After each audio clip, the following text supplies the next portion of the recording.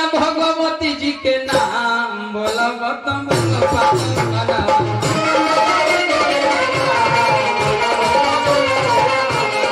हमर भगवती जी के नाम बोलब तो बोल पागल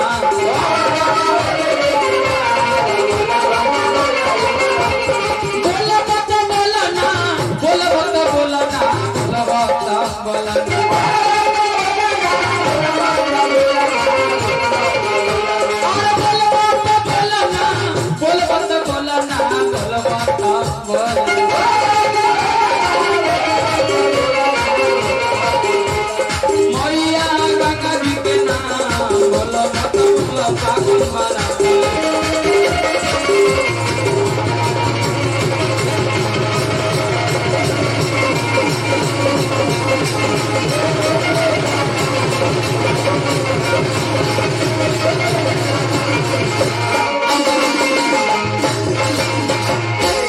मजेदार छे करनैया खेले कन्हैया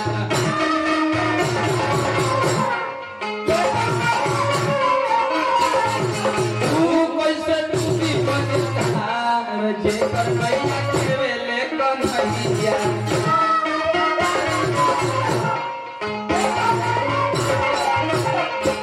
आका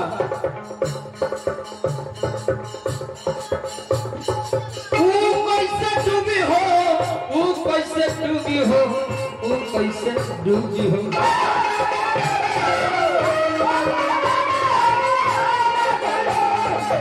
वो कैसे डूबी हो कैसे डूबी हो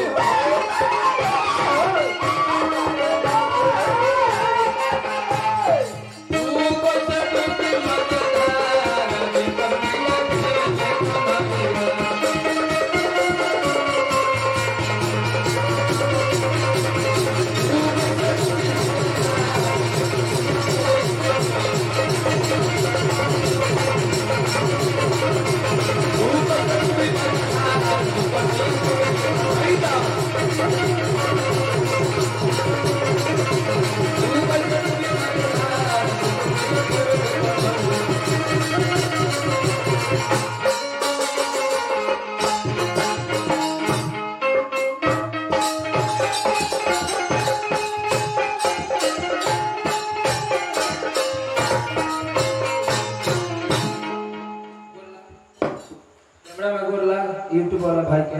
है ना करण राज स्टेज शो मेरा यूट्यूब चैनल है आप सभी यूट्यूब चैनल को सब्सक्राइब कीजिए